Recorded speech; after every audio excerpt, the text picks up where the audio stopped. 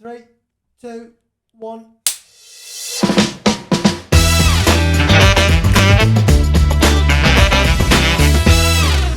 Welcome to another episode of Fitpod, where I bring you inspiring people, inspiring stories, and some great personalities. Today in the studio, I have a PT. Well, he's more than just a PT. He's competed as well on a very national level without any steroids as a natural bodybuilder, just to show that it can be done without using any PEDs.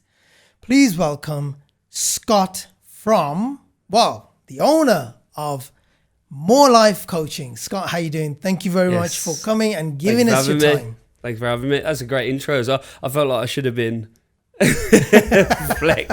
flexing from the arm.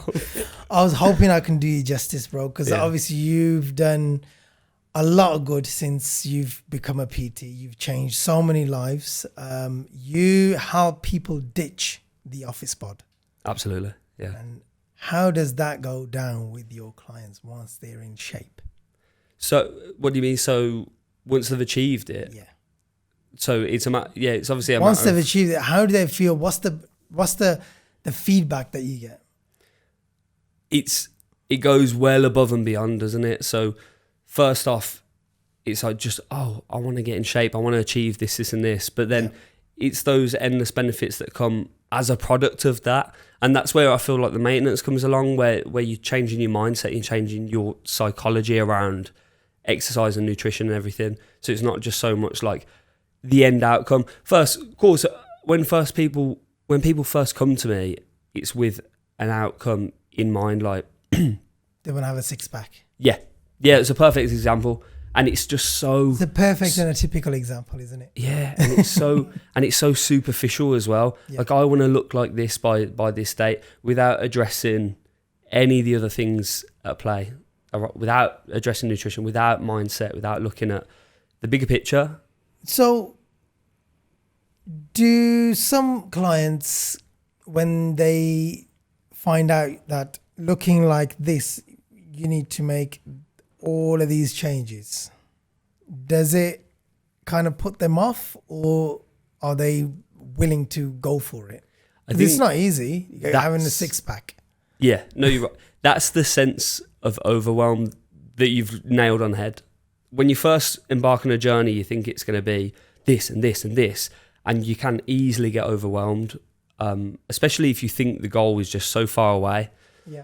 But that's where coaching actually comes in, versus having a personal exerciser in a gym, versus having an online coach that doesn't really look after you. Actual one-to-one, empathetic, understanding coaching of saying, this is where we are, this is where we want to get to, these are all the different barriers, and just listening and understanding people, like, how are we going to get past these individual barriers, Yeah.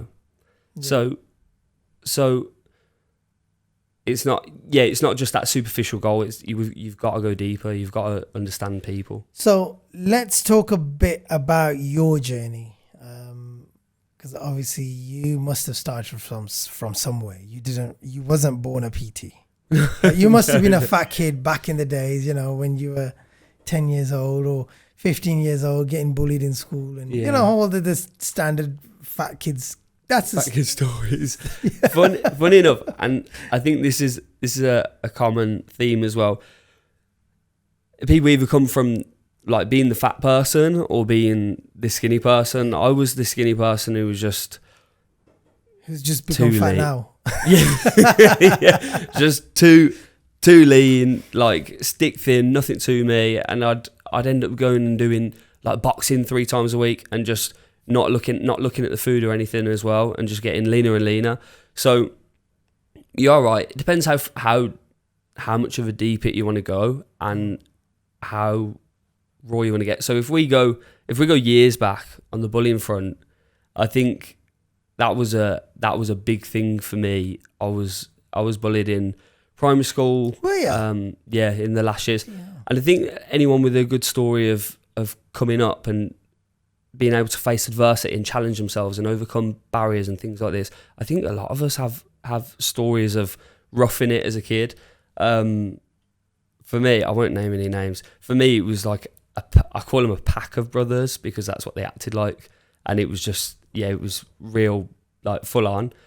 But I think that that shapes you. Like every experience we have shapes us, doesn't it? It's not just a matter of so I started PT because of this. Like your childhood turns you into the adult that you are. Your experiences, everything you experience through the field of life is shaping you as we speak. Definitely. So after that, like just went to secondary school, did all the normal stuff. Was not really into sports, like trying to skip PE wherever I could, and just skinny, just plugging along kind of thing. And how does that mark now being a PT? But back in the day, you try to skip the whole thing. Did you ever think that you're going to become a PT? No, I just didn't. I didn't enjoy exercise. It was just that's a bit like mine. I hated the gym, man. I just used to think, why bother? I didn't skip any lessons, especially not PE one, because I enjoyed it. I'm not a reading person. I'm more of a practical person. So PE was more practical, running around, doing playing sports. I enjoyed that, even though I was terrible at football and whatnot. And being Asian, I was great at cricket. Wicked. I used to get picked first for the cricket team, but for the football team, last 2 left feet. Probably. I know, I was like that. And that's the thing, like in school when you played football as well, it was a mark of popularity, I felt. Like if you're a good footballer, you have no problem making friends. In life. In life, you were set up. Yeah, absolutely. Yeah, that's what it was. And that's how I just didn't enjoy school in terms of reading and writing and all of that stuff. And you just go for the sake of going. Yeah. And that's it. So from fast forward your life from secondary school, college, right? Anything in college in terms of I really didn't know what I wanted to do. I did art and design, I did public services, I did music tech, probably 3 of the most kind of I don't know where I'm going in life type courses. No offense if I was doing that. And then it was only once I got into professional world, like working in an office myself, that I started to get that flagging feeling lethargic, tired, fed up. Like I'd spend a little bit too much time making the wrong choices with nutrition, and all of a sudden I'm midday like feel a bit rough here. And then from that I started boxing, and I just fell in love with boxing. So I was doing that all the time, and then I got back to where I was, like ultra too skinny again. All right, okay. And then I changed jobs, and I ended up in a different office job, this time above a gym, and that was the moment then that I was like, right, let me just... It wasn't an awe-inspiring moment either. I didn't walk in and just suddenly go, oh, I love this place, and start running around using everything. It was just... I just went in, got a feel for things, and just started training, basically doing what I thought was right. Yeah. Which I think is how... It's typical, isn't it, for everyone? That's how it starts. Yeah. No one knows what they're doing in the gym. No one, and that's another thing that a lot of people don't go to the gym thinking, I don't know what I'm doing there. Well, that's the whole point. Yeah, absolutely. Yeah, and that's the whole point for you to go there, to learn. A mechanic doesn't become a mechanic just by sitting at home. No way. You go to the garage. Yeah. And you learn your trade. Yeah, I think a lot of the time people define as I'm not that fit person, or I'll never be that fit person. But you can't base everything that you're going to be off everything you've ever done, because that's not how life works. It's about experience, trying again and continuing. And that's just the hallmark of a successful person. So how long ago was it when you decided, your gym journey, like when you went downstairs and thought, all right, cool, I'll give this a try? That was October 2015. Oh, really? Yeah. I remember the month. Wow. I don't know why, but it just stuck with me. Because my journey started 16 April 2016. Oh, okay. Oh, we've been training, about the same time. Bloody hell, you're a lot stronger than me. I've got like 6 months. It'll be those 6 months that made all the difference. No, but the difference is that I'm a lot older as well. Yeah. That's the problem. Yeah. see, in this industry, when you're younger, you're stronger. Yeah. You know, Yeah, it makes sense. whereas anywhere else, the older you are, the wiser you are. Yeah, makes Not always, it's but like flipped on the its other head, way isn't around. it? I know. So how old are you now? 31. 31. So you I started. say that with remorse. I was like, 31. Bro, I wish I was 31. So you were, how old were you when you started? It would have been 20. 24. Yeah, that's a bang on age. Yeah. I hated the gym before 30. I was just like, what the hell is, why do people waste their time? Yeah. Like, why? What did they gain out of it? I had zero knowledge. Like, And at the same time, I think I went to the doctors as well around the same time, and I was like, look, I haven't introduced this fact, but I'll just say now, like, I'm diabetic, I'm type 1, I've been ignoring it for all these years. And I remember the doctor said, yeah, most people come to us around their mid-20s and they have the same conversation. They say, look, I've got these health conditions, I've got this going on, and I want to start looking after myself. I think it's just that age where shit just gets real. And you're like, right, maybe, I don't know. I've never, not me. I've been all right, man. Yeah. Yeah, the only reason why I started was because I was just kind of piling up too much weight. Yeah. And I was thinking, shit, I'm not even married yet, and I'm only 30, and I can't be feeling like this. Yeah, wait It's until not you're right. married before you get fat. You know what I mean? Yeah. Yeah. Then I want to just trim up a little bit, this, and then it kind of gets, it's a snowball effect, isn't it? Yeah. And you just kind of, You get that itch. that's it. And then once you get Totally. that itch, and then that's it, you've had it, it's game over. And Yeah. once it's game over, you just start meeting people, and you get introduced to other stuff, and all of that kind of stuff. We'll come to that. We'll come to that. Yeah, that's the thing when you say about meeting people. So it wasn't just like I walked into a gym and that was it. I started chatting to a guy, and I'd got about 6 months of training ahead of me. And I said, right, I'll just train you. I'll teach you everything I know. All you got to do is turn up. And He said that to you? No, I said that to him. Okay. I'd only had 6 months, but I knew more than someone okay. that had been there 6 days. So I kind of trained him up, got him in, and he was making good results. He was seeing good progress. And I was like, right, try some creatine. Let's get on some protein. Let's do this, and let's train it like frequently and stuff, and training each other hard. And then he disappeared after a bit. I think he just got a result, didn't get the love for it. But I got the love for being there and socialising and training hard. And then at that point, I met my best mate, and he's kind of pack of 2 as well. And then we trained the 4 of us. And the gym from then onwards for a good 2 years was a mix of social and just, like when you're a lad in the gym, you're just like throwing around big weight, and you're like, let's go, and all that. And that was kind of the thing, the glue that just got me there and kept me there, I think, anyway. So when did you realize that, you know what, I want to start helping people professionally now? Like, I need to sort something out and help others. Because, it's a great feeling. Yeah. But how do you put that feeling into people that don't really give a shit? Yeah. It's an amazing feeling. You're going to calm down. But they're not interested. How? Like, people in the offices. Right. Majority of the times, they just want to 9 to 5. After 5, they want to go home, sit down, eat, watch TV, hit the bed, done. Yeah. It hasn't been a light bulb moment of going, I had this one experience and that made me want to change lives forever. It's more just through the process of doing it. So I knew this was the direction that I wanted to go when I was doing it and falling in love with it, and training people and training with friends and making new friends there and training them up. And then people in the office, like sitting next to me, was like, oh, I'll come to the gym with you, and teaching them what I knew and changing people like this. But it wasn't a sudden light switch. From that point, I was like, right, I want to make something of this. I want to become a personal trainer, and this is the direction that I want to go. Then I got qualified. It was only actually until I was doing the job that I was in the position to say, I love this. Like, I love that moment of changing, of someone going, oh, I've met someone.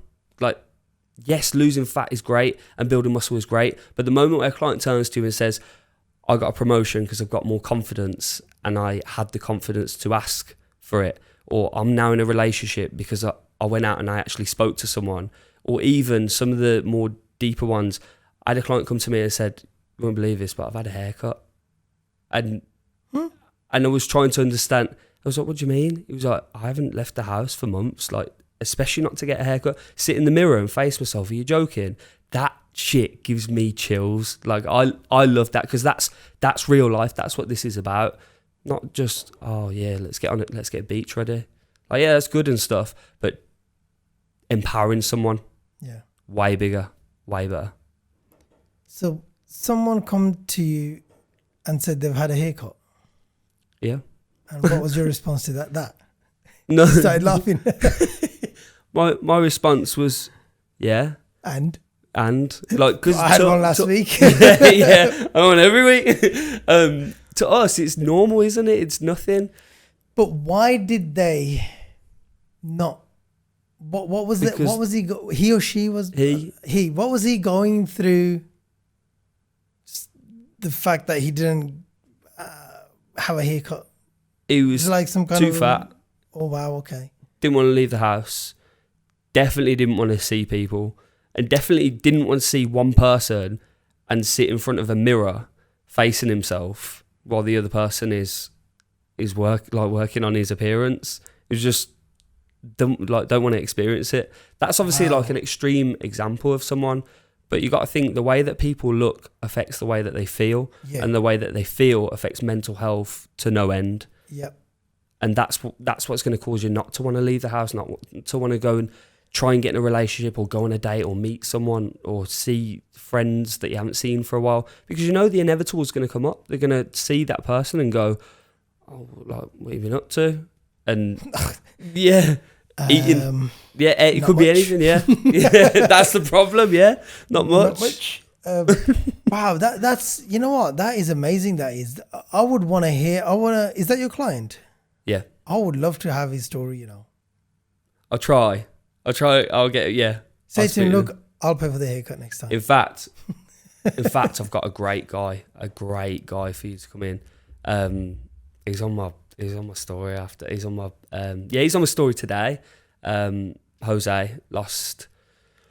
So he was originally, I think, 300 or 290, and then pounds. Yeah. Oh. Yeah, and then he's got down to 195. Wow. Like 210, 195. It like floats between, because he's like on a bulk of the cut, kind of thing. But he's my poster boy. He's like A1 client. You should definitely will get him in. Get him in, man. 100%.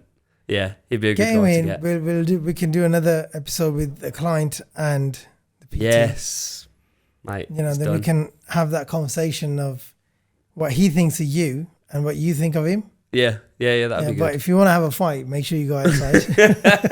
I didn't know that. I don't want to have any trouble inside. Yeah. No. So, what are some common mistakes people make when trying to lose weight, and how can we avoid them? Yeah. So 3 common mistakes would be, first off, not actually measuring progress, because they don't see it immediately. You see yourself every day. It's not going to happen. You're not going to just suddenly wake up and go, "Oh, it worked." So not measuring it. The fix to that is a bit of an obvious one. Start measuring it, even if it's just a photo, even if it's just a top that doesn't fit, try it back on. Even if it's stepping on the scales, if you've not got emotional attachment with that, that's a good one. Second one, I would say, is consistency, 100%. A lot of people think that the fix to consistency will be just going and doing a class or going and doing what you did last month. But if something hasn't worked for a long time and you're inconsistent, even with that, you're inconsistent with what doesn't work because it doesn't work, you need to address the bigger picture. You need to look at other ways that you can achieve this goal instead of just going back to the same drawing board. That's like a whole house being on fire and you only put out the living room. There's a bigger problem here. We've got to solve the bigger problem. And then third, I would say, it's a bit of a plug, but here it goes, invest in yourself. In this day and age, there is no excuse to not put effort, investing in time, investing in effort, or investing in money in coaching, in programs, in something that is going to take you to the next level and just teach you a little bit more. But there's too much information out there as well, isn't there? There's way too much. And even I get confused. You think, okay, yesterday I read barbell's not good for you. But today, somebody's telling me barbell's the best thing ever. I'm just giving you an example. Now, as a newbie in a gym, they would be like, where do I start from? Oh, this is not for me. Yeah, really overwhelmed. The best way I can relate to this is more life coaching. Just hit us up. So the best way I can relate to this is we got a dog, right? And the dog was... Dog? Yeah, got a German Shepherd. Okay, yeah. And we had this little German Shepherd, like when he was, 12 weeks old, 14 weeks, and he wouldn't stop biting us all the time. And they call him land shark. And my hands are red raw. And it was when COVID was happening as well. So you put like alcohol free and rub, and it'd be like, oh, sore. Anyway, we wanted to fix this problem to no end. We were like, we have to put a stop to this. So we're going online, researching, looking, and the same problem. Same with the gym. Everyone's saying different things. Oh, shove a toy in its mouth, separate it. Oh, hold its mouth shut. Oh, do this, do that. And you're just like, what do we actually listen to? Where do we go? And it wasn't until we hired a dog trainer that we went, the noise just quietened down, and we went, I've invested in this. This is my expert. This is who I'm going to listen to. Problem solved. And that was that. You just got to quieten the noise in the industry. That's the thing. Like, now, how do people know who's a good coach? Are there any something to look out for? Yeah. Because anyone and everyone can become a coach this day and age. Just like influencers on Instagram, and everyone becomes an influencer. Yeah. And that's the mad thing about it. Yeah. It's like everyone can become a fitness influencer who's got a half decent physique. Unqualified. Yeah. And that's the problem. People will start following them because they just kind of putting that consistency of crap out there. Yeah. It's that word consistency again, isn't it? Yeah. Because they're consistently doing it, people think, yeah, he knows what he's doing. Yeah, you must have. I'd say the things that you're looking out for are, have they got a proven track record? Right, that's the first one. If you need a result and you want a transformation, have they got a proven track record of transformations? That's hands down number one. Number two, are they qualified? Can they back it up with some kind of certification? And number three, this is a bit of a off the ball one, but do you actually get along with them? So many people message a PT, how much do you charge? It's like, do you even know this person? You're meant to be spending some time with them. You're going to spend an hour, a couple of weeks or whatever. I mean, I obviously coach in a different way. I don't just do the gym floor stuff, but you're going to be working with this person that are actually coached by them. Do they understand you? Do you understand them and how they work? I don't want to give kind of overwhelming choosing a coach, but I think that's probably number one, actually. Do you get along with the person? Yeah. Of course, you have to get along with the person because they are going to be telling you what to do. Yeah. And if you don't get along with them, it doesn't matter how much you charge. Yeah, or how many, or even how many results they've got. Yeah. Because you're not going to do because you don't just not mentally there. You have to be mentally fixated with that person. Yeah. For you to be okay, for them to tell you what to do and shout at you and be aggressive, because that's how you get those. But you say that as well, and everyone needs different things. Yeah. I have had clients that go, "Yeah, I want you to just absolutely bat me in the gym and shout at me and this, that, and it's not that kind of show, bro." Maybe maybe you're not looking for a PT then anymore. You're looking for a sadist or what they call it.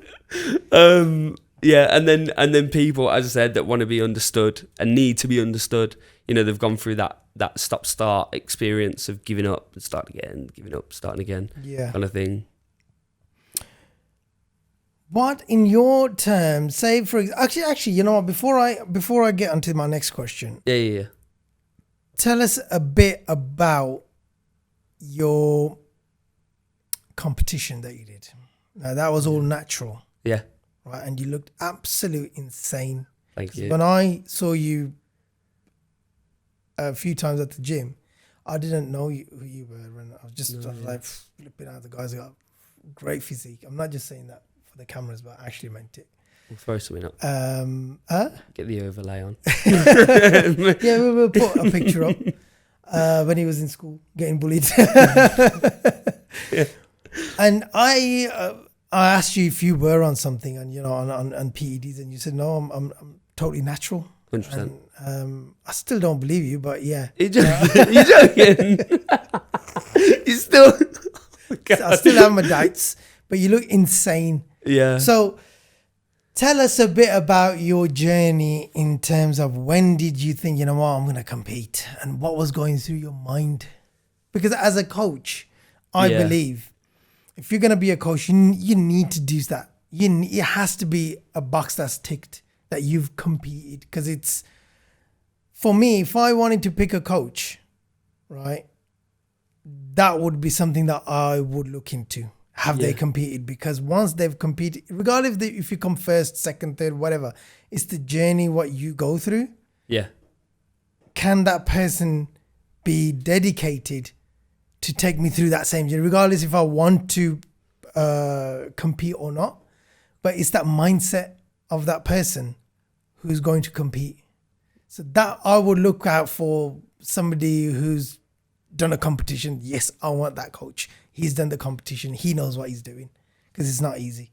100%. That you've hit the nail on the head. So not even just a competition, but also a big event, anything that requires a long commitment of a lot of mental ability, and take your mind away from it of, as a client, like if a client's listening to this, don't just go, oh, well, I don't want to get on stage, so that coach doesn't suit me, or that event doesn't suit me, or whatever. That's not the point. Exactly. The point is that coach will coach you to get your result. Yeah. And they've gone through it. Gone through thick and times thin. of doubt, the questioning, I'm not sure I can keep doing this, the moments of going, I'm going to get off this treadmill. I'm tired. Yeah, all of that. Yeah. You've had an argument at home, or you like. It's just the low calories in itself. Sleep, after a week, everything. That's it. You start to shut down. Yeah. So if somebody can put themselves through that, and you just want to lose some weight, I'm telling you, those are the best PTs. I'm telling you, those are the best PTs, man. Yeah. So, and finally some recognition.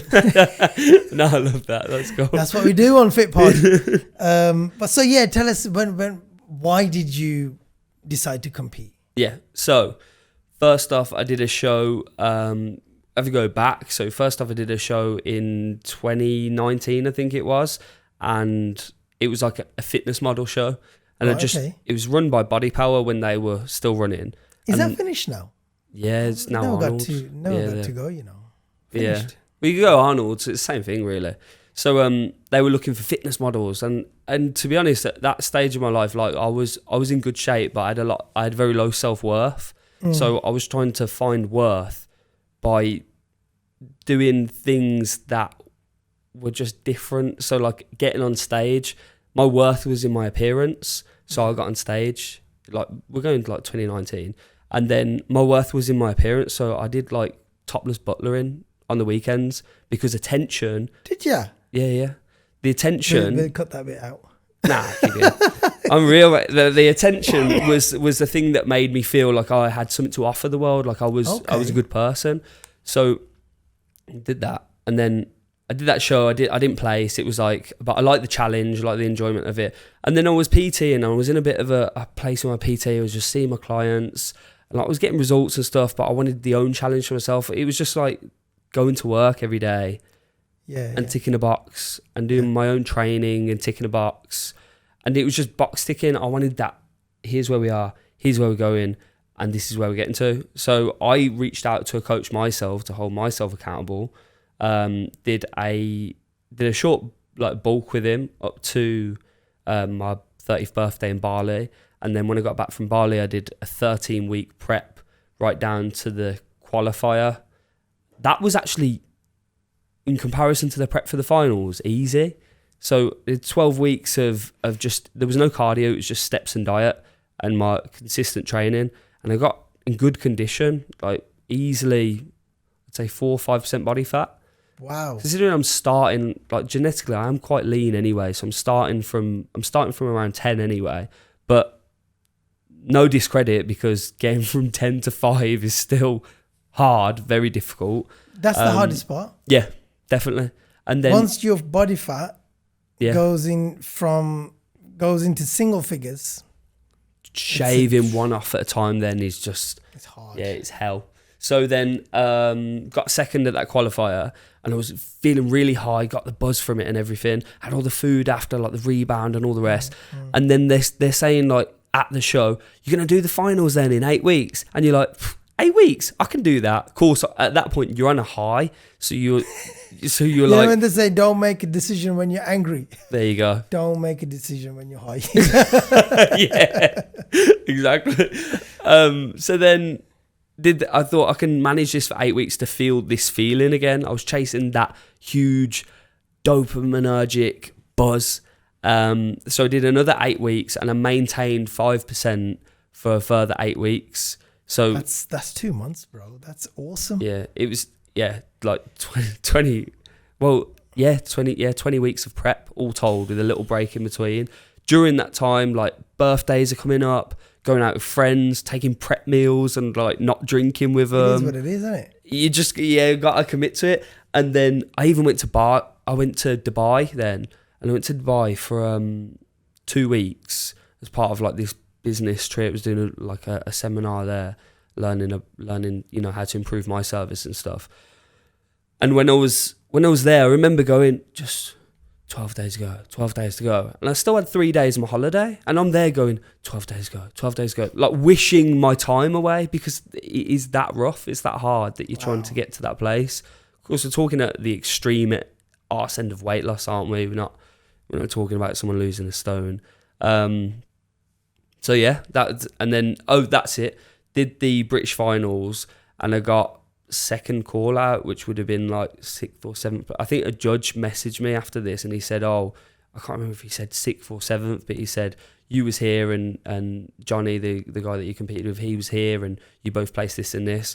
But it was a bit of a negative experience, to be honest, on that last one because I'd sacrificed that much and worked that hard. And the last weeks I was doing 90 minutes of cardio a day, so 2 lots of 45 and eating below 1,000 calories, like 800 calories. So just trying to come in as lean and as tight as possible. And I did all of that. And then on the show day, we were the last category on stage and they did all the other categories and they were like, oh, move him next to each other to compare physiques. And then on my one, they just they rushed through it. It was like 9, we didn't compete till 9 o'clock. The show started at 8 a.m. So I'd been without water as well for 11 hours. God. On measuring amounts of water and very minimal food to make sure I come in real fresh and tight. And I even remember I did my individuals and I hit my back shot, like pulling down, looking, and the music just switched off and they went, thank you, number 68. And I was like, that was a big moment in kind of bodybuilding for me, where I was like, I'm not sure this is, of course. You couldn't even give me my 20 seconds. I just wanted something. I wanted that. I've worked long enough for it. 20 weeks for 20 seconds. Come on. That's what it is. Yeah. 20 seconds, for God's sake. Yeah. And that probably threw you off. It would throw me off. I'd be like, forget this. Yeah. Yeah, because I'm a bit this, of a showman. I'm going back next year. yeah. And people do. That doesn't put some people off. It's that buzz, isn't it? Yeah, it is. And you go into a mental space. Like if you scroll down to my content around about then that I was posting, I was talking about standards a lot. I was talking about discipline. I was talking about hardening your mindset and being that person. And I thoroughly felt it and believed it. I remember doing my 45 minutes of cardio, my one lots of 2, and sounds crazy, but just to get myself through it once, I closed my eyes for 40 minutes and just visualized like the whole time. Like, of course, I'm going to open my eyes every so often. Yeah, like visualizing like just different things, kind of a speech that I might give to, because I wanted my clients to come to it as well. And then I thought, if I win it and my clients go for food with us, I can give them a speech about, putting yourself through it, and this is why I do this, and I want to inspire you guys, and I want to push you guys, and all of that. Just visualization. But really, it's not. Visualization isn't the worst thing in the world. In that context, it was probably a bit warped. Yeah. But it is a good idea. Competing. I decided to compete early this year. Started this year. Yeah. I was just like, you know what? I want to compete. Just had my little boy at the time. And AK was just like, you sure? Because it takes you out of you. You sure? So he gave me some negative side of it. Yeah. Because obviously positive is, yeah, you look great on stage. You'll have pictures, whatever. That's the positive. Yeah. But the reality is no food, your sleep, your little one. You're not going to have many. You're going to be tripping. You're going to be doing this. You're going to do that. You really want to do it when you just had your little one, 3 months old, I think he was. All of that. Then I was like, actually, you know what? To be fair, is it really worth it?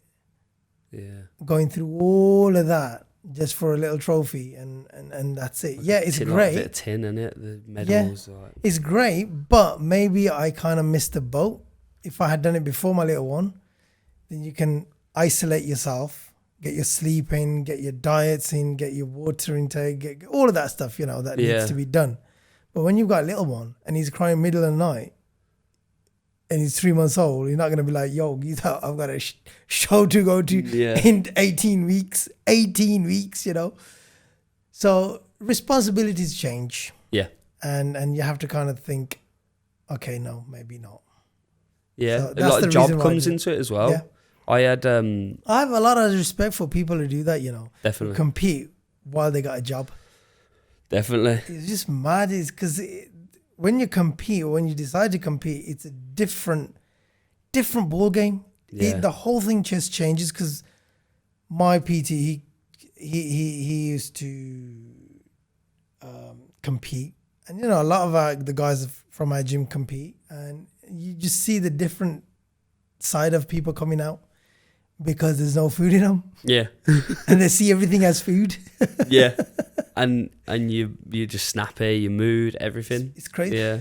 This is why like doing it smart as well. When you're on a fat loss mission, I think doing it smart, because if you do just in an uncalculated way, drop calories, go really extreme and push this and this, yeah, sure, you're going to see quick, fast results quickly in a short time frame, but it won't be sustained for long at all. It won't be manageable consistently. That's when you're going to go into that yo-yo cycle. And also you're going to get snappy, tired. This is why it has to be done in a measurable way, where I think, sometimes they go, I just stop eating or start skipping breakfast or start doing this, lose muscle tissue, lose energy, suffer with sleep, your friends and family suffer. It's got to be done properly. It's got to be done properly. Otherwise, there's more harm to yourself than anything else. So, when you did your show, and that was natural. Was that everybody else was natural as well, or? Yes, I still had suspicions. Did you compete with people? No, it was UK DFBA, UK Drug Free Bodybuilding Association. You click on their thing and it says first line before you read anything about the company, all our events are strictly drug tested. That one, like the two that I did for them weren't. I'm not sure I should say that about them, but it is what it is. It is what it is. They should pay for someone to come in and do blood work, and they did say, and I'm sure it's just a deterrent. They did say on the form when you signed up, they're all strictly drug tested. It'd be urinalysis and a polygraph. And I thought, wicked, because I want to be on a level playing field here. Like, I don't want to be going and doing. There's no point competing with certain somebody who's been categories out there that they don't say they're drug free and they don't say they test, and it's just like left to the wind, and people turn up that you look at it and you're like, nah, But we're all making those judgments, aren't we? It's just down to perception at the end of the day. Yeah, but see, if that's the playing field, then that's the playing field. Yeah, exactly. At least you know what you would be going into. Yeah. But yeah, we all make those perceptions. I sometimes look at people and think it, and then you actually have conversations with them, and of course some people lie and some people tell the truth, and again, that's another thing. It is what it is.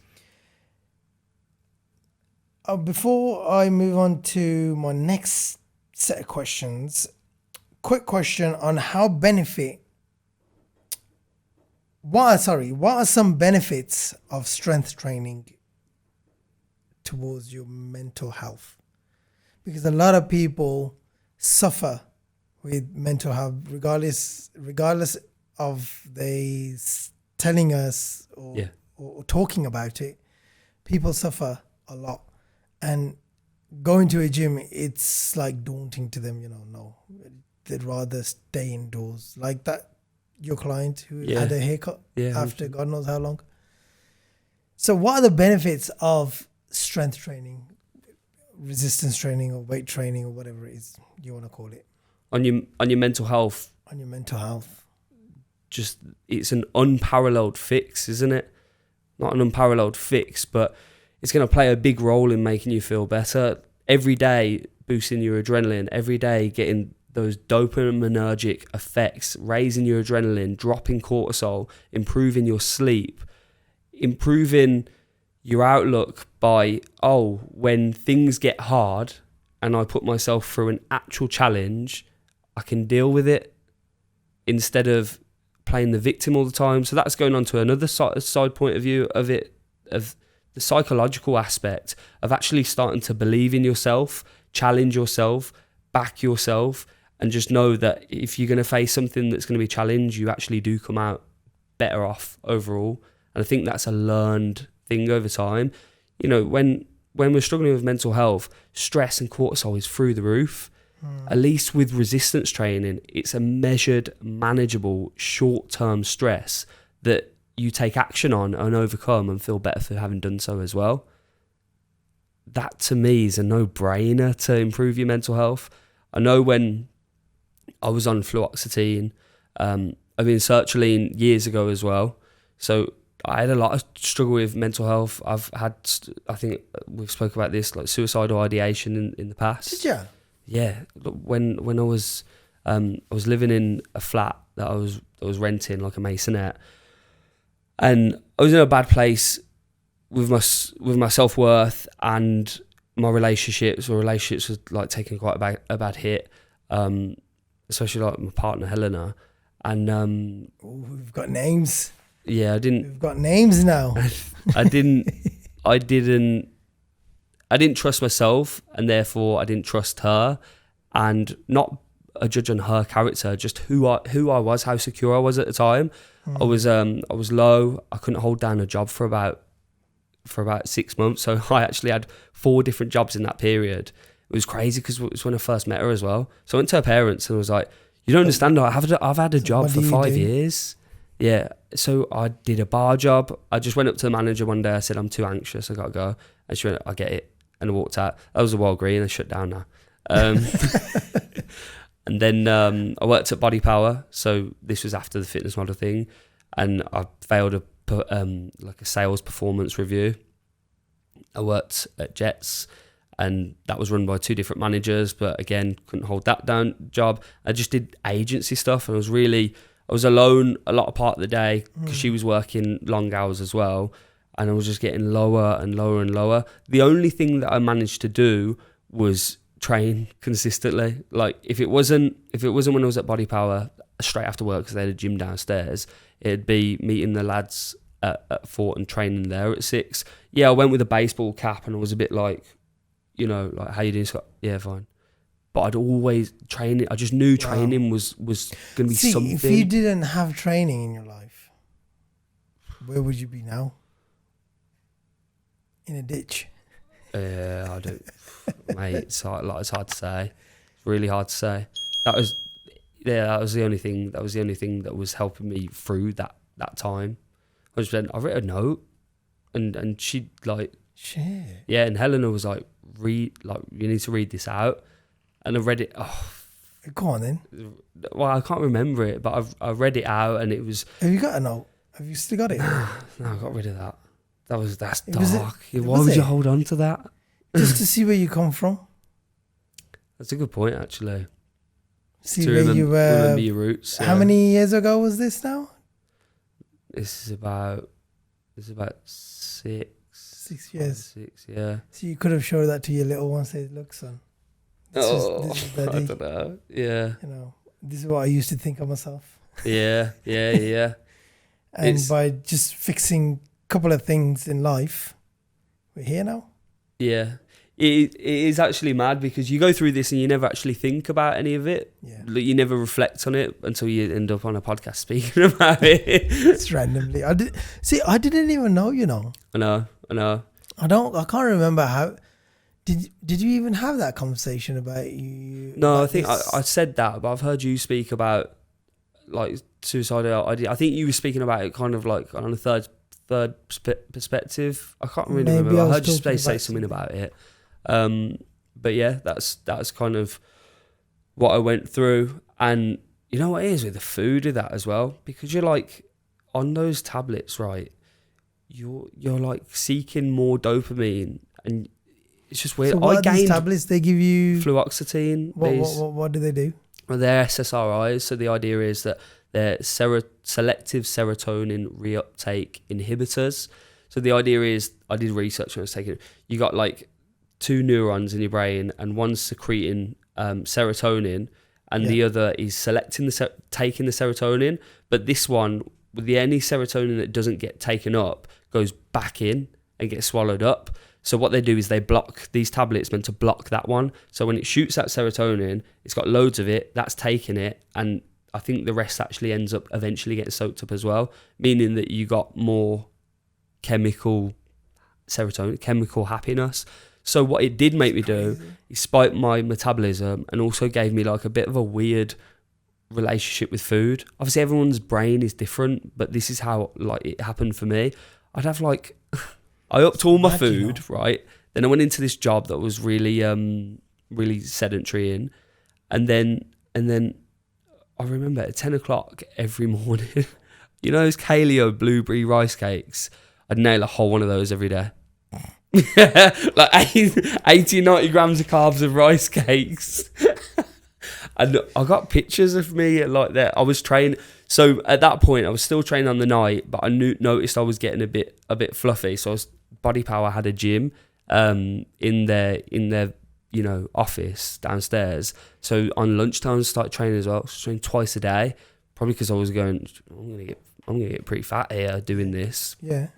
But also it's that constant search of dopamine, like what's making you feel good. The rice cakes were making me feel good. The training ×1 and the training ×2 were all making me feel good, and everything else was pretty miserable. So how did you come off the medication then? So they say to wind down off it, but I just cut it. I was a bit weird with it, so I just cut off it, and then I had loads left over, and I just started going, if I had a bad day, I'd just take one. Which is not how they work at all. They're meant to be like something that have a half-life and you build up on it, and then you like wean down off it. So I cut them. I started having one every time I've just felt a bit fed up or rubbish, which is just a terrible idea. And then someone said, you do realise that they don't work when you do that. And that was the light switch moment. I was like, so I don't need them then? I was like, yeah. I'm cool without them. Exactly.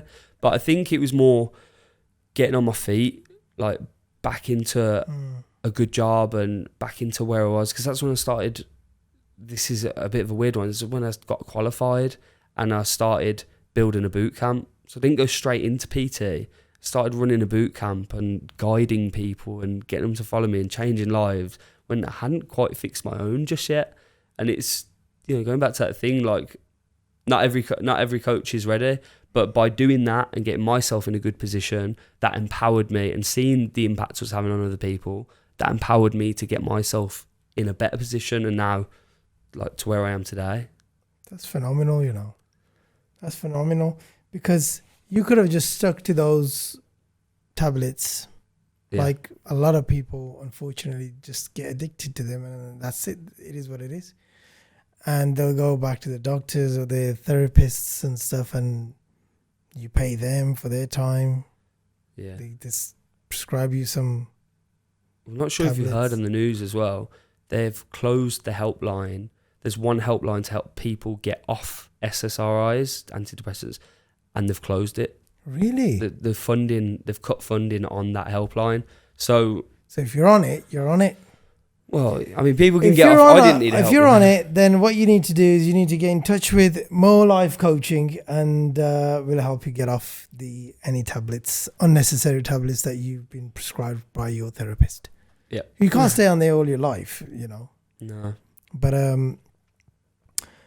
moving on to my next set of questions are, what are steroids and how do they work in the body?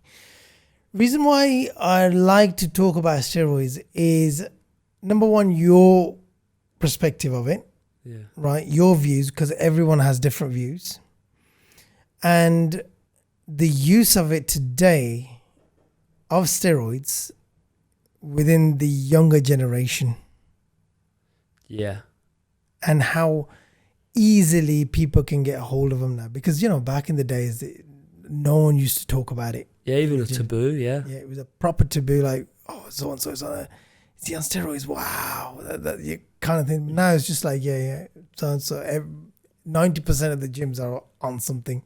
Yeah. So what's your take on that, coming from as a natural bodybuilder? So the fact that they're so easily, like, now you've got like SARMs as well, that people are taking SARMs and they're just sold at like some supplement shops, aren't they? They're just, I think they're even easier for people to get hold of. But are they? And we don't actually effective? Really understand them. We don't know what they do. And I don't even know if they are effective. I don't know. I've never done anything to do with SARMs. Nah, I don't know, man. Yeah, and then, I mean, you say like how they work and what they do in the body. I'm like, it's like I'm a bit stuck. I know testosterone obviously increases your testosterone, but then it has some impact. The other day I had Scott and Troy. They said more testosterone you inject, the less of your own body's testosterone is being made. Yeah, because it'll shut down. It'll shut down production. Production, but it shaves off years of your life as well. Yeah. This is a thing as well. Like no one's really discussing it, and also apart from you on this podcast. But also, no one's discussing the huge downsides. Like, don't get me wrong. I've been training for 7 years. At some point, I have gone, I wonder what it would be like. Or I've spoken with people. You'd be awesome, man. I know. You'd be absolute awesome. A damn near shame. But the thing is, as well, imagine doing a 12-week course or 16 or whatever you do, right? And go in and you gain a stone of muscle, right? But you get bald in the process. Or you suddenly can't get it up, or you can't have kids in 5 years' time, and you've got a beautiful wife looking at you going, I want a baby, I want to bring a child up, but I want to build a family, and you're going, oh, sorry, I fucked around 5 years ago just so I could gain a stone of muscle for my holiday to Ayia Napa. Like, bro, are you mad? Like, I'm sorry. I never thought I'd ever meet you. And then also you've got the element of reduced lifespan, and your quality of life might be a little bit better if you took them at like 50 or 60 and you did it whenever. At that point I'm kind of like, fair enough, you've led a full life at this stage. You're probably all right to do some TRT. TRT apparently it's another thing that everyone's just talking about now. Which women, I get that, because women take estrogen, which is a hormone as well, so it's kind of similar. Like, men are going to take testosterone, women are going to take estrogen.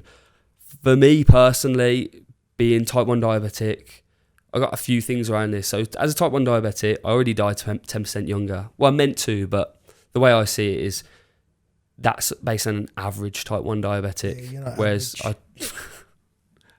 I train frequently.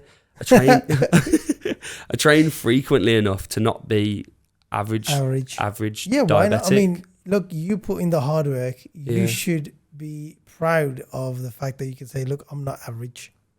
Yeah. Why should you be like, oh, so-and-so might get offended or whatever because they can't be bothered to work out and look after themselves and make sure that that's a good point. You are not average. Why? Because you've got your own health condition. Yeah. I could talk so much on this topic alone. You can't afford to be an average person. No. And it's my job. And what's like going into that a little bit more on the average side of things and people getting offended, it's crazy how much that's kind of on the tip of people's tongue. When you're in shape, you probably get this, when you're in shape and you wear like a fitted shirt and you go to an event, like I went to my cousin's 50th and just having conversations with people, first thing people want to say, oh, you did the bodybuilding show? I'm like, yeah, at some point it's like, oh yeah, thanks. But then as conversations going on, I think I said to someone, is like, oh, I'm buying a farm, and I'll just chat to anyone about anything, right? So, oh, you're buying a farm, you're gonna have a stick and a cap. I was like, oh, I've had a few drinks, so I was just saying whatever. And he was like, what, a calf? Oh yeah, I'm gonna get a calf. And I'm like, why have we got to go back to like where we look and how we look? I think there's people out there that are fat shaming, but I think a lot of people fit shame as well. Like you can be in shape and people can go, oh, I bet you're a right laugh to go out with. Why? Oh, I bet you eat like this. Or you pick up a slice of pizza and go, oh, what are you doing that for? You can't do that. And it's like, why are you judging me? That's true, you know. That's actually true because everyone just talks about fat shaming and this, that, the other. But I've been fit shamed loads of times. Oh, yeah. Hundreds, definitely. I must have been fit shamed. You'll probably notice it now. I will. Yeah. I will. But it's kind of banter. I can take a joke. Yeah, we all can take a joke, but the fat people can't take a joke. That's the problem. Exactly. The problem is they can't take a joke one way, but not a joke the other. Yeah. Don't hate me for it. It's just a joke. And also, fat people is like it's down to perspective, innit? Bro, you know, it's like you've been what bigger they've before. been brainwashed with, bro. Yeah, but you've been bigger before. Of course I have. And it's that's what it's like I'm allowed to cuss people. At what point did you cross over from fat to not fat? 30 when I after 30, 31, I think. Yeah. Yeah, okay, and but I was just like, no, man, this is not right. Everyone's got a different perspective on that. So someone might have saw you at that weight and gone, I think it looks good. I think it looks all right. It looks full. A bit too full. Bubbly. I looked a bit too full. That's the problem. No, the thing is, like, it's how I felt at the time.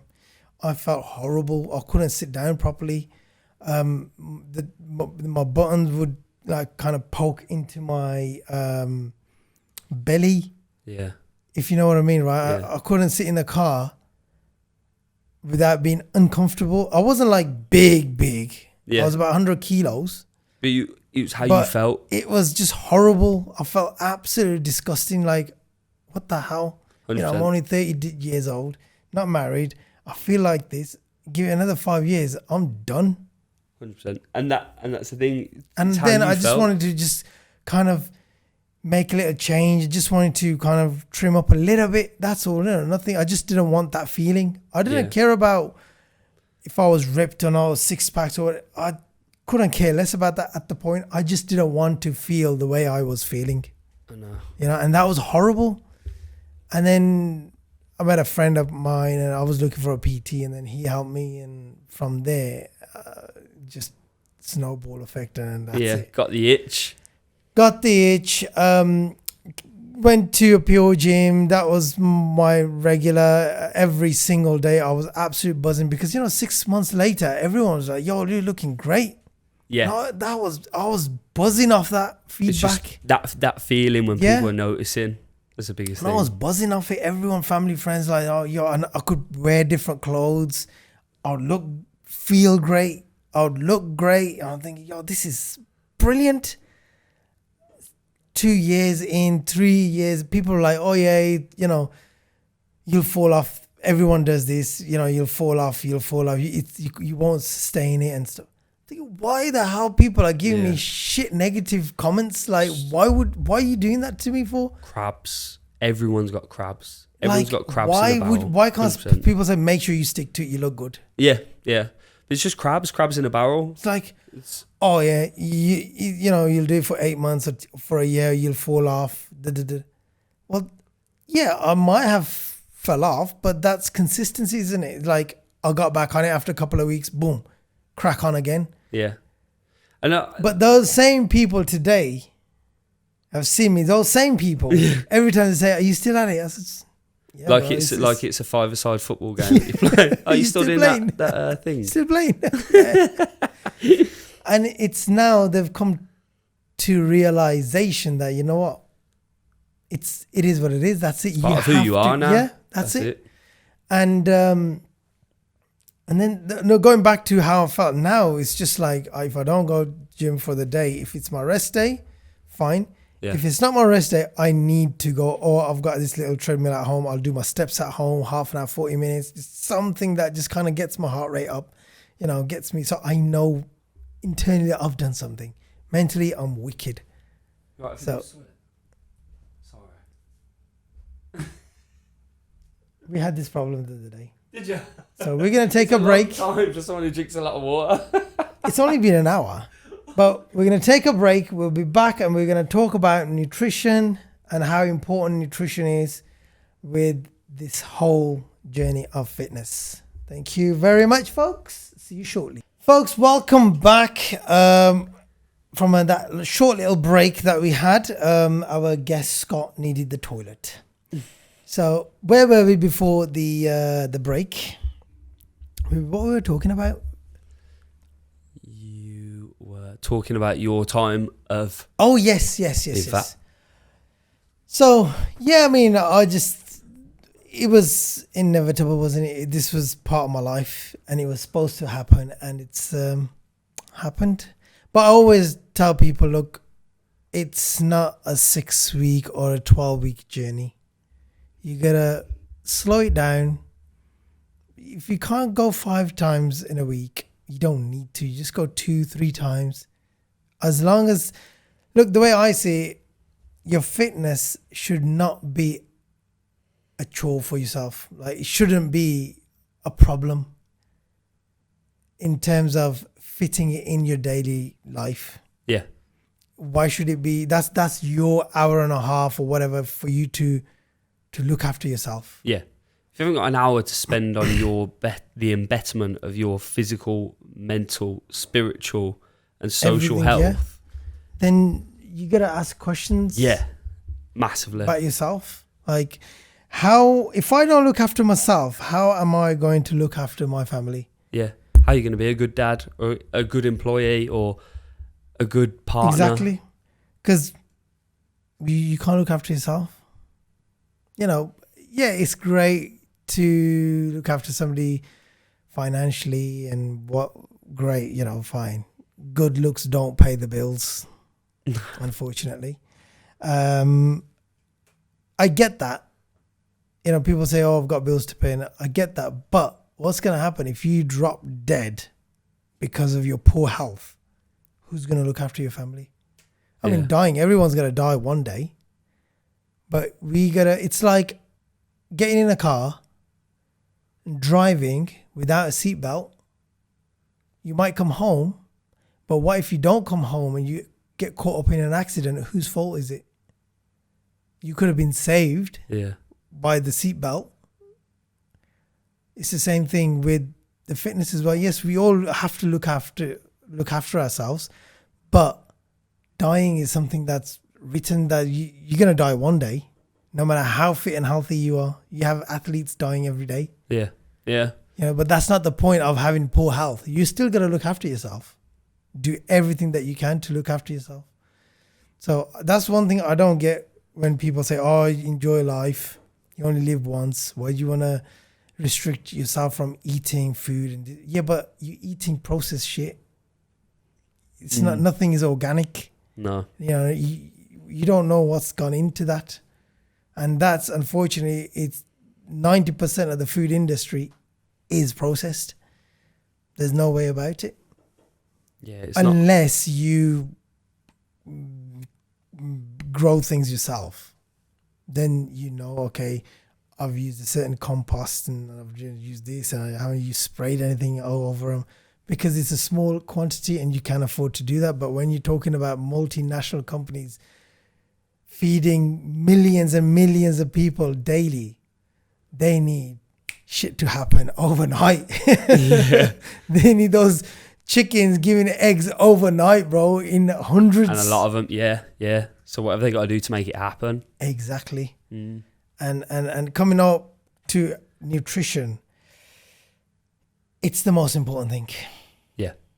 You can stay in your office for 12 hours a day. If you eat shit, you're going to feel like shit. You could be in the gym for 12 hours a day. If you eat shit, you're going to feel shit. That's it. And that's the bottom line. Because a lot of people, they gym hard, but their nutrition is not on point.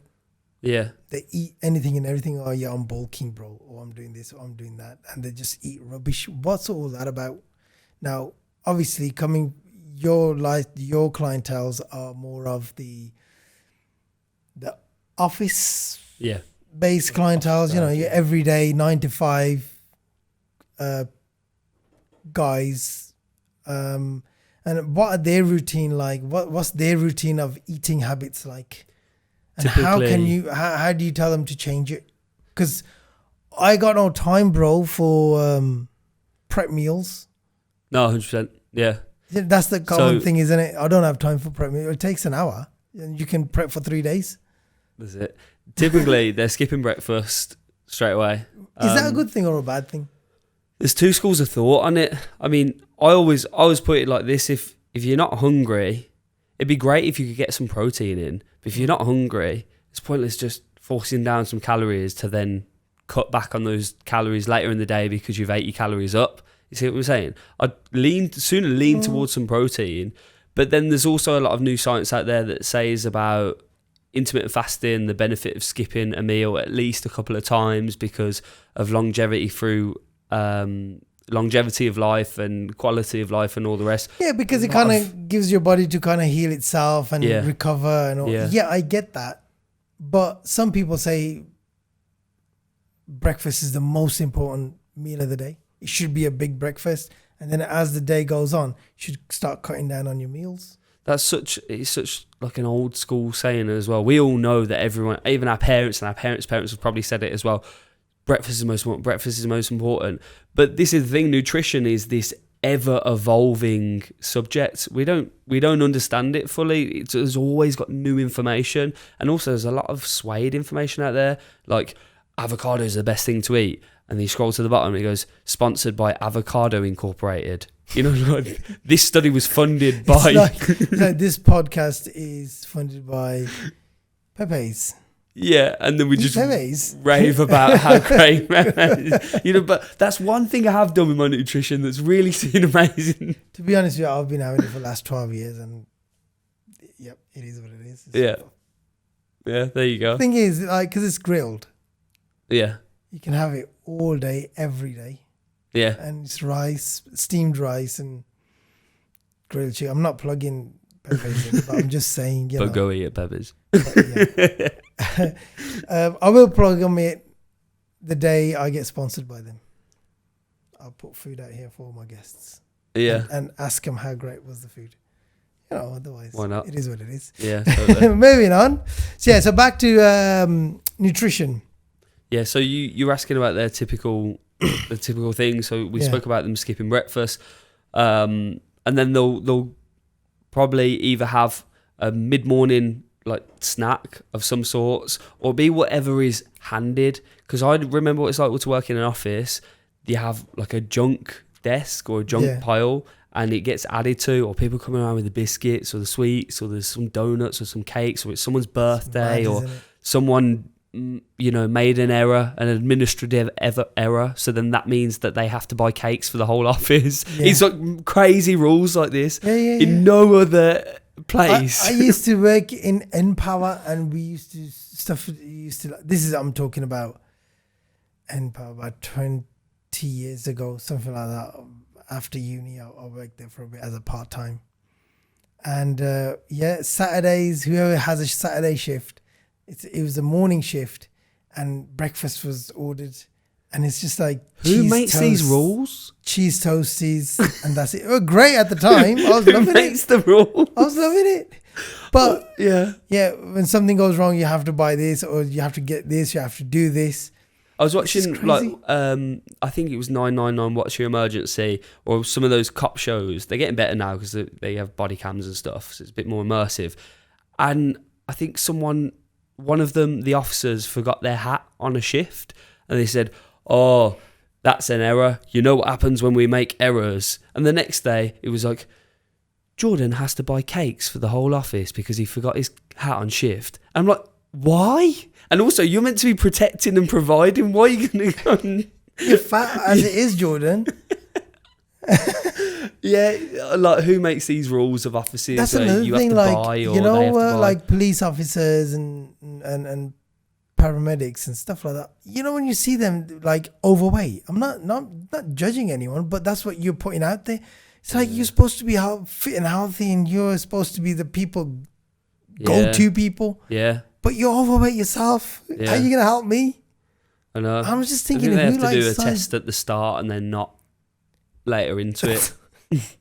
So then time just ticks by, and Evolves. they use Nutrition the age evolves. excuse, and nutrition evolves. From grilled food, it becomes fried food, and then It must. sweets. I mean, it's got to be a challenge because they are out on the road, and you know, I get that challenge. yeah, but wouldn't it be easier though? Because you're out on the road, you can stop by, grab something healthy, a healthy option. There's healthy options everywhere now. Yeah, unless it's like 1 a.m.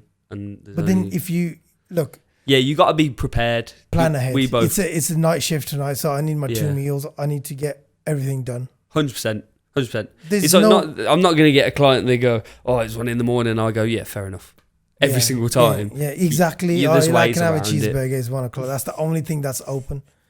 There's ways around everything. There's ways around, and that's what why is makes big me enough. think. You know, it's like, yo, like even police officers as well. You see some big, chunky officers. You think, how are you supposed to run after someone?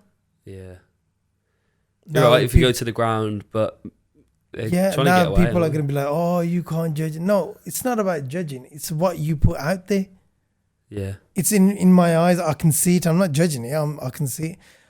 I understand when people have health issues who are big because of health issues. And usually those people, I always say that, is usually those kind of people are doing something about it.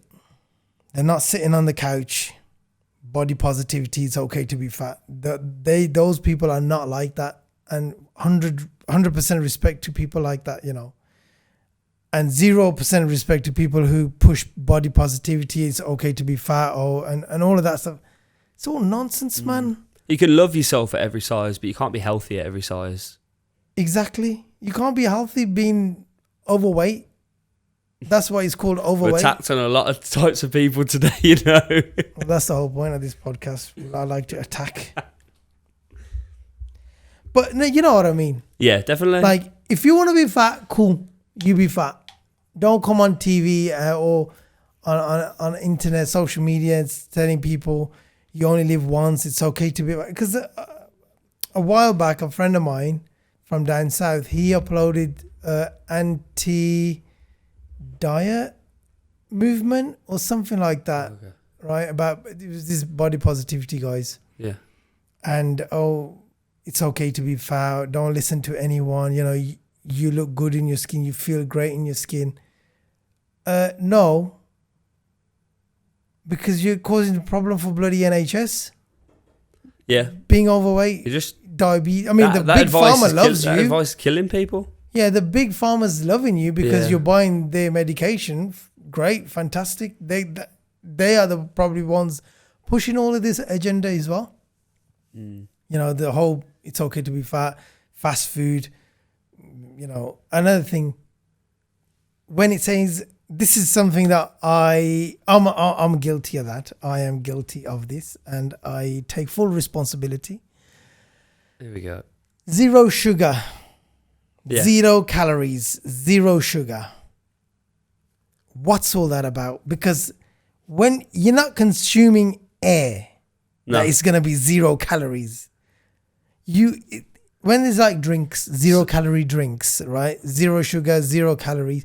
Coke 0. I usually don't drink anything sugary. I don't drink it. No. But Coke 0, I'm picking that up.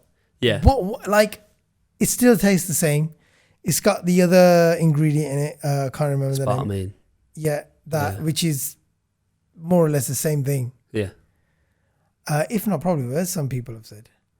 But how do they calculate no calories? Because you know what? I've been having it and I feel great. I haven't put no weight on. Well, they just, I think within food regulation standards, they're allowed to round down to like the nearest. So if it's only hitting 5 or 4, they can round it down and call it 0. At the end of the day, nothing's 0 apart from air, ice. It's probably about it. Water, warm water, just every variation. Do you reckon water's 0 calories as well? Yeah, it's got to be. Probably is. Yeah, it's got to be. And also cold water actually burns more calories to take in because your body has to heat it up. As I say, cold water is better to drink. But no, but a lot of people say warm water is better to drink. Again, there's just so many schools of thought on everything, isn't there? There is, and that's where the confusion is. A lot of people are just confused. Yeah. Because there's so much going out, so much out there, because you don't even know where to start from. Yeah, even as a coach, like I hear things like that. Yeah, I was gonna say, even professional people like yourself, they'll be like, okay, shit. What? Okay. Yeah, 0 calorie now. Yeah, just calories. Drink your water, guys. Don't worry about it. Just get enough of it. Be hydrated, and that's that. 1 off is all right. 1 off what? Like 0 calorie drink, 0 sugar. Oh yeah, I would have. I'm prep. I'd 1 a day because it was the only thing that I could have that was sweet and would give me some sort of satisfaction. I actually don't think there's a problem, and also aspartame's been heavily studied to say there are no drawbacks of it. Of course, there's always going to be someone that's going, oh well, I think this and da da da. But look at the studies; they're all there. Okay, send me some links. Okay. Oh no, because I have this conversation. Are you just gone on PubMed.net? PubMed. Yeah, PubMed.net. Oh yeah, as in public medication or something. There you go. Yeah, oh, and you just meant like the local PubMed. It's got there. They've got all the information. And you just put in like a keyword, like you could put avocado or aspartame or whatever, and it will come up. It will come up with the studies with those keywords in. So that's a good. Right, because I always have this argument with my family. It's like, oh, it's 0 sugar, but it's still sparkling. Da da da da. But it's got that aspartame in there. Yeah. So I need a bit more information on that so I can argue back. Yeah. Because my only argument at the moment is I feel great. I haven't put no weight on. I have few in a week. Yeah. But they're saying that you shouldn't be having them. Yeah. But what are they basing it off? Are they well read in they're basing it on full fat Coke. Oh, okay. Oh, it's the people that go, well, that's just as bad. Yeah. And it's really like, no offense to your family, but people just say that to make themselves feel better. They know that they feel that sugar on their teeth and they're like, this is dreadful, but that's just as bad. I know. All that chemical stuff. Yeah, it's got chemicals in it, yeah, but everything nowadays got chemicals in it. I'm like rule of thumb, if you're drinking hundreds of calories in a drink, like full fat Coke, like those 80 carbohydrates in a can of Monster, I'm sorry, but that's just a waste. It's not gonna it don't fill you up. You're just consuming calories. Yeah, give me an extra 200 calories a day. Okay, watch what happens. Like you will probably gain weight. Yeah, of course. If the rest of the food is, even if the rest of the food is just normal and you add in that in, or you're eating healthy and adding that in, which is another thing I dislike about nutrition. This kind of whole like healthy food. Like you can get fat on chicken, rice and broccoli if you really tried easily. You can, yeah. Because depends how much you eat. And there you go, yeah. But it's that I'm eating healthy. Oh, this is healthy food. But I'm not putting weight off. Yeah. Because you have one too many. Chicken and rices. Yeah. Because it's still carbs, technically. Yeah. So how would you control, like when people come to you, how you do all the nutrition plans and everything as well? That must be a challenge. Yeah, that's a challenge, It is, and it depends on the person as well. So this is why it's got to be coaching on a personal basis. It can't just be like, oh yeah, here's your nutrition plan, here's your training plan, and I want you to do this and check in on Friday. It's like, that's not coaching. Coaching is understanding someone's current lifestyle by some sort of audit, and shift patterns, obligations, kids, what kind of food's in the house, what kind of dietary restrictions do you have, what's your history of dieting, what's your metabolism like at the minute, what you're currently doing, what you're currently doing having an impact. Like your dieting history is a big factor within that as well. So that's why sometimes these calorie calculators can be a little bit off as well. You tap in someone's info, oh yeah, this tall, this heavy, and you get a calorie number, but it doesn't factor in a lot of things. Like you select on a scale of 1 to 5 how active someone is. 5 might mean doing 20,000 steps a day because the person's a postwoman, like a postman, post delivery person. Post them. Not like Post binary option. What did you say anymore? Anyway, I was like, kept correcting myself. Postman. No, you can't sing that anymore. You can't sing that anymore. So it's post them, Pat. Post then. Okay, so it's just confusing. The whole thing is just confused.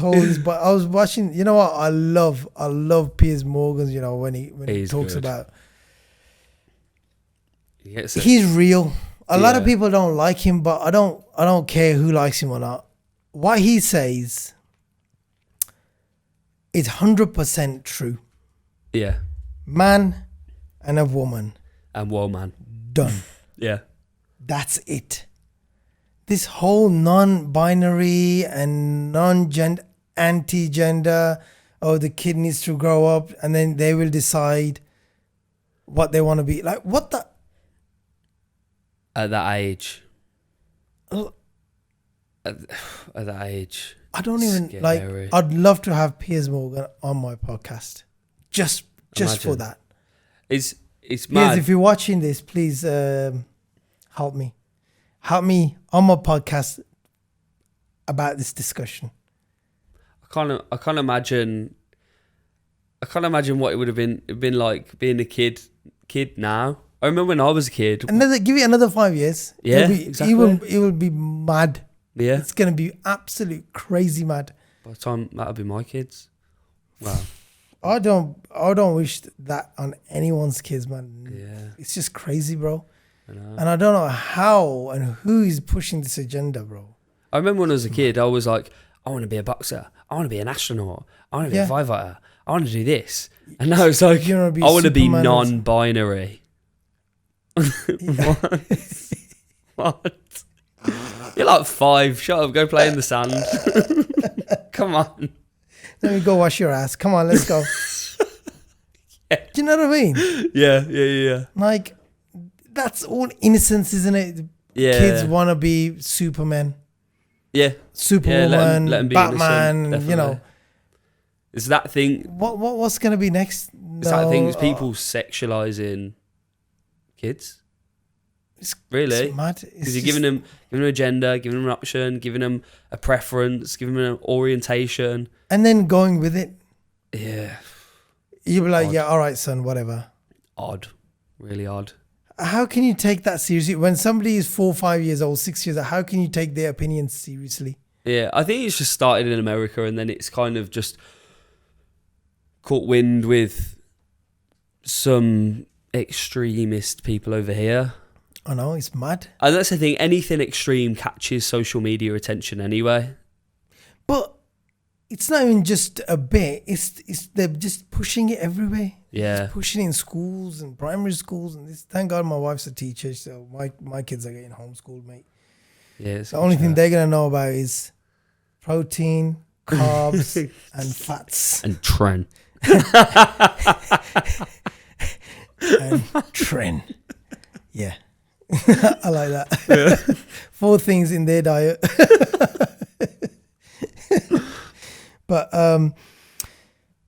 how can someone stay motivated to exercise and eat healthy on a consistent basis? what would they need to change in their daily lives to say, okay, you know what, I can do this. I'm gonna make this change, or whatever change it is. Like if I've come to you now, 9 to 5, I wake up at 8 o'clock, get ready, go to work, I have to be there for 9. It's a busy day at work. 6 o'clock I finish, come home, shower up, get ready, eat, and then you just want to spend time with family. But I'm overweight and I feel like shit. What do I need to do? I just can't get my head around it. Around the food and training. Yeah, just to do that consistently. I'd say to keep it brief, because we could do a whole podcast on this topic. Keep it brief. First off, we've got to decide what the goal is, because when you know where you're heading, it's a lot easier to get there. Second off, got to understand why that goal is so important. Like a lot of questions I ask in the first throes of someone starting out is, what impact is this having on your life? How is that affecting your kids? How is that affecting your partner? How's it affecting your relationships, your position in your career, your confidence levels? There's a whole, it's like, imagine you got an onion and you're just peeling layers off and you're really trying to get to the core of the problem. And there might be a few tears en route to that core, but once you found it, that's the fire inside that's going to keep you pushing on. And that's going to be the constant reminder. Like I had a client, right? Have a client, won't name any names, but aeroplane seatbelt is the core of that onion, that problem. And she was on a plane and couldn't fit it, and it was just mortifying for her. And she come to me and she said, look, this is what I want to fix. This is where I'm heading to. This is why I need to fix it. And we delved a little bit deeper. Have you, fair play to her. Yeah. She knows there's a problem and she's come to fix it. Yeah. Brilliant. 100%. Yeah. You know, 100% respect goes out to your client. But have you seen another thing in the news, the story when that humongous size model went on a plane and she couldn't fit on one seat. So she said, I need to have 2 seats, but she's only paid for 1 seat. Yeah. It's quite common. And now she's saying that, planes are discriminating towards fat people. How can a plane have an opinion? It's like the people who are making the seats, they're not making big enough. Yeah. Yeah. How about you go to the gym and trim yourself down rather than trying to change the whole aviation industry? Change an industry. Yeah. It's just mad.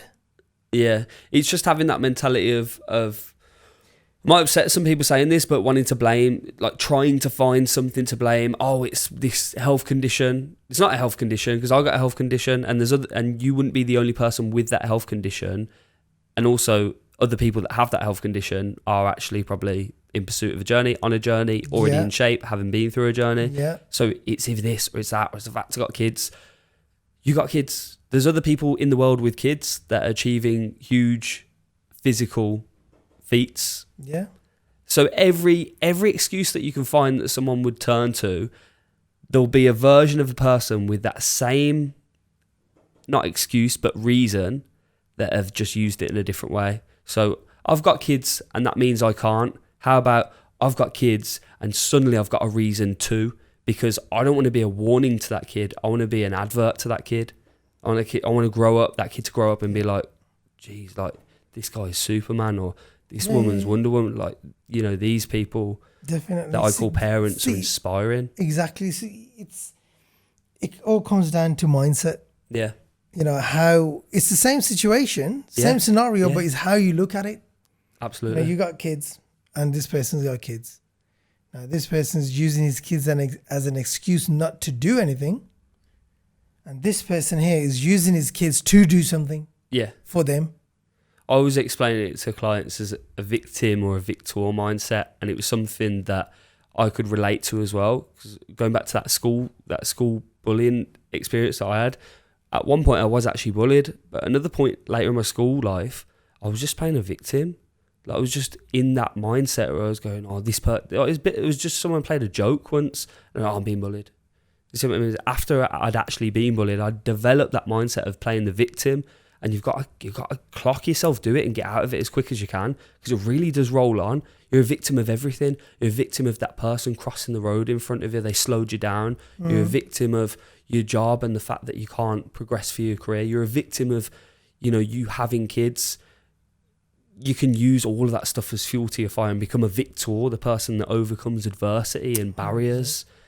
This is it's a conversation I have far too often, but it's real and it needs to be said. It's good that you have this conversation with yourself, because there's nobody else that is going to understand the situation better than yourself. Yeah. And that's the whole point. It's like you understanding yourself is nobody else. I can sit here and give you advice all day long. 100%. Yeah, you're right. Because I'm not in your shoes, I can never 100% understand what you're going through. Yeah. It's the process of actually going through it, isn't it? Yeah. Of learning the lessons. I had a videographer the other day, just on a side note, I had a videographer the other day. She's learning everything at college about videography, and I was like, look, just record me and we'll just see how it goes, and we'll just pick apart what we can. And then she gave me the camera back. She was like, I didn't press record for the first half. And sounds a bit like me, that does. Yeah, with the thing. And I said, that's fine. Just don't do it when you get paid by someone. You can do it with me, because we got this agreement in place and we're just helping each other out. But you're not gonna. If someone said at college, at photography college, videography, press record, you'd go, all right, mate. But to actually go through it, you'd be like, I ain't gonna make that mistake ever again. Yeah. And you will take notes. It's embarrassing. Yeah. It's embarrassing. But it's going through it, isn't it? Yeah. It's really. It's happened to me. It's happened to me here. We did the whole podcast. Forgot to press record on the audio. That's what I love about just. Oh my God! And that was a fantastic podcast. I'm not going to mention anything about it because the people will know. But it was a fantastic podcast. But then we had to redo it. But it's never the same when you redo something. Never. No. Yeah. I've recorded stuff before, and it's just been.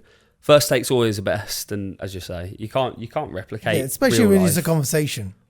Yeah, you can't replicate real life at all. No. But we're gonna, before we finish off, I've got a couple of things that I want to ask. What is the most underrated and one overrated exercise in the gym, from your opinion? Oh, okay. Overrated. It's going to be the incorrect rotator cuff. So, when people get dumbbells like this and just go like that from side to side, and the resistance is downward. So the resistance is actually on this flexion right here, so on the bicep, and they're just turning it from side to side with a view that they might be somehow warming up their rotator cuff. That's just completely redundant. If you're doing that, remove it. Okay. Okay, I will. But that's probably on just wrong choice. In terms of overrated exercise, my mind's gone a bit blank, Okay, we'll come back to that. Yeah, I've got some quick fire questions for you. Just choose one of them. Deadlift or squat? Deadlift.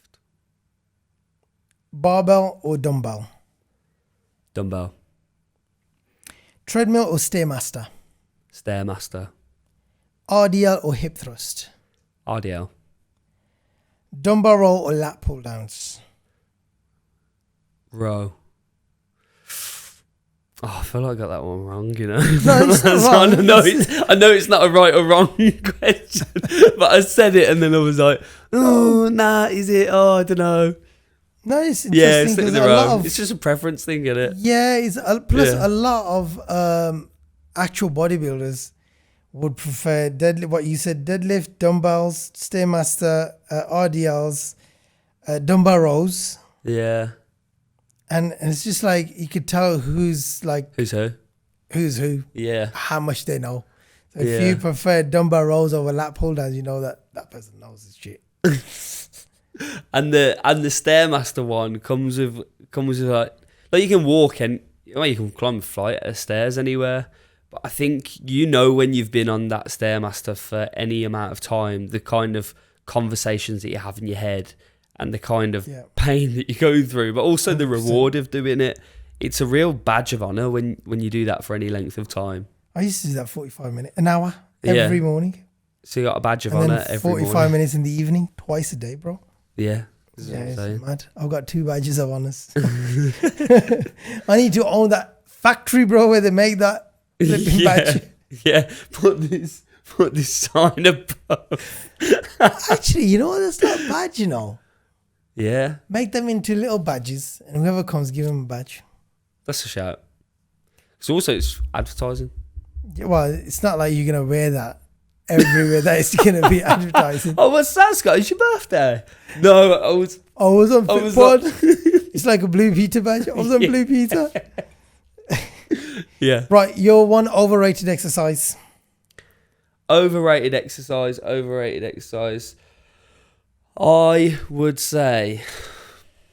I'm just trying to think what's in the gym. I'd say like a step up, to be honest, because they're just. I've never got. What is the point of that? Yeah, because knee flexion, right, and do it so many other ways in so many other places at so much more less risk, so much more return, and be able to progress so much more effectively. I just that's the one. Step up. 100%. What's it called? Oh my God, what am I saying? Stairmaster donkey kicks. Bro, yeah, some people do Stairmaster donkey kicks. Why did I not think of this? They're all coming in now. Standing plate loaded abduction. Just standing with a plate there. Target glutes. Yeah. Those Stairmaster donkey kicks. So when you see like women like taking a step and then just raising their leg up, and you're like walking past the Stairmaster. So what's all of that about? Like, why do people do fancy shit? Why can't people stick to the basics and crack on with it? It's TikTok. It's gotta be like all this stuff of like Russian twists. Not even doing them right. Just Russian twists with your arms. And they're like passing it to each other, and they like pass it back. It visually looks good. Yeah, that's what I'm saying. Pretty much anything that looks really good and really fancy. It's got zero benefit. Yeah, and all this like press up, and they like flow their arms out, and they're like clapping in between the press ups and that. You know why we say that? It's because good. We can't do it. And they like jump up in the air. Yeah, all the fancy stuff. Like you do a burpee and a jump over something into something else. Yeah. I mean, unless it's like a circuit, you've got a circuit kind of thing and you're doing it with the time. I guess then it works because it's explosive and you kind of keep it moving. Yeah. But there's some fancy shit out there, man. See, I read this book here, Science of Strength Training. I've yet to see a Donkey King in this. That's a good that's a good book. Look, I've got all the main compound movements. They're good ones. The exercise ball. There's no donkey kicks in this one. Exercise ball glute bridge. That's quite a good one that I just saw. Core and glutes. Look at that. Shoulder exercises. It's got all the different ones. It's a smart book, man. Yeah, that's why I look like the way I look like. So you get the plan from. That's what I'm saying. There's no excuse to like educate yourself. Yeah, just even a page a day, a couple of pages a day. Yeah. Some pictures. You go through pictures. Just by looking at pictures, I learn a lot. So yeah, absolutely. When something looks good, then I read into it.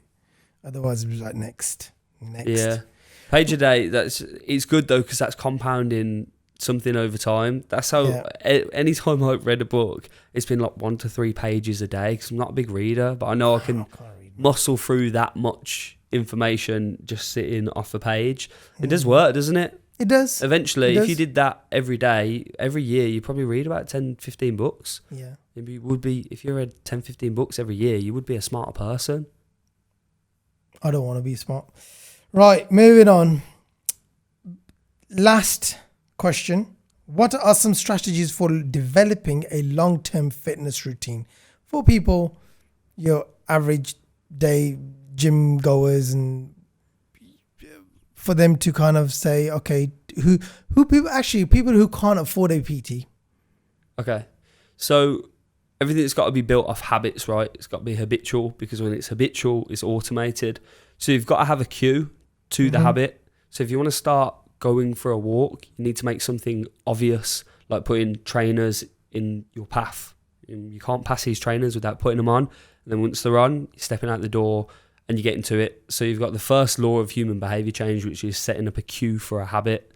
Then another way of doing this would be to reward your current behavior, but the reward has to be in line with the outcome. So you could put £1 in a glass every time you train, and even go further and name that glass or put pictures of a holiday on it.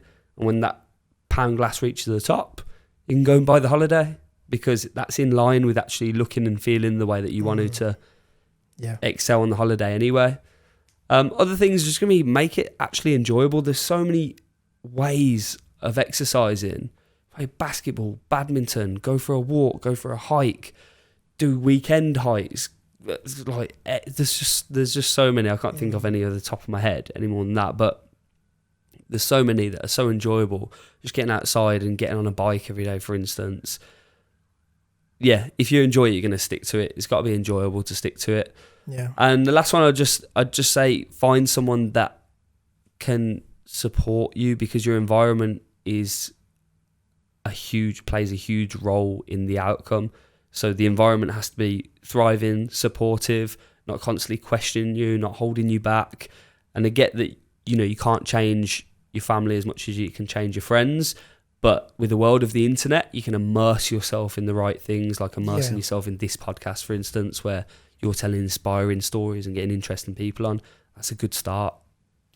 Yeah. And well, that's the whole point of this podcast, was changing lives or making people change habits just by your stories, your experiences. And hopefully, someone somewhere out there is watching, who's going to watch this when it's out, and decides to make that change, gets in contact with you, or anyone, any coach, whatever's.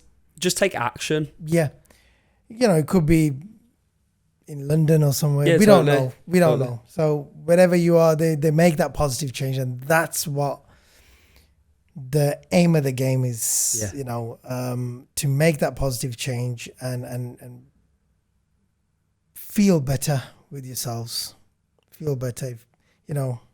Men become more masculine. Yeah. And women become more feminine, and we live happily ever together. Happily after. None of this non-binary business. I'm not even gonna say like, oh, I'm sorry if I've offended anyone, because that's just not natural. No. If I was going against nature, then I would apologize, but I'm not. So there's no apologies from me. Thank you very much. But Scott, thank you very much for your time, bro. We'll definitely arrange another episode with your client. Yeah, that'd be good. I'd love to hear his story, where he's come from. Yeah. Definitely, that's going to be inspiring, and that's something you'll have to do that quite quick for me. Yeah, I can make that happen. Yeah, Absolutely. Make that happen for me. That'll be wicked, But other than that, where can people find you, your socials, your website? Obviously, it's going to be all on the screen as well. Yes. So if you want to... So if you search Coach Scott with an extra T, that's Coach Scott T. The company is More Life Coaching, and I'm Coach Scott, or Scott McCormick. If you want to find me on Facebook, Instagram, I've got some things on YouTube as well. I've got a thriving community of people that I work with, and I'm based at Pure Gym, Sutton Coldfield, at the time of recording. Yes, it might be... In my own gym. Yeah. Eventually. We've had that conversation as well. Yeah, mark my words. No, definitely. If we think about it, we can make it happen. We can make it happen. But Scott, thank you very much once again, bro. It's been a pleasure. And we'll definitely do the episode and a training session again. It's needs to be done. Yes. Thank you very much, folks. And I hope you find something to inspire yourself and make that change and go live your life to the best.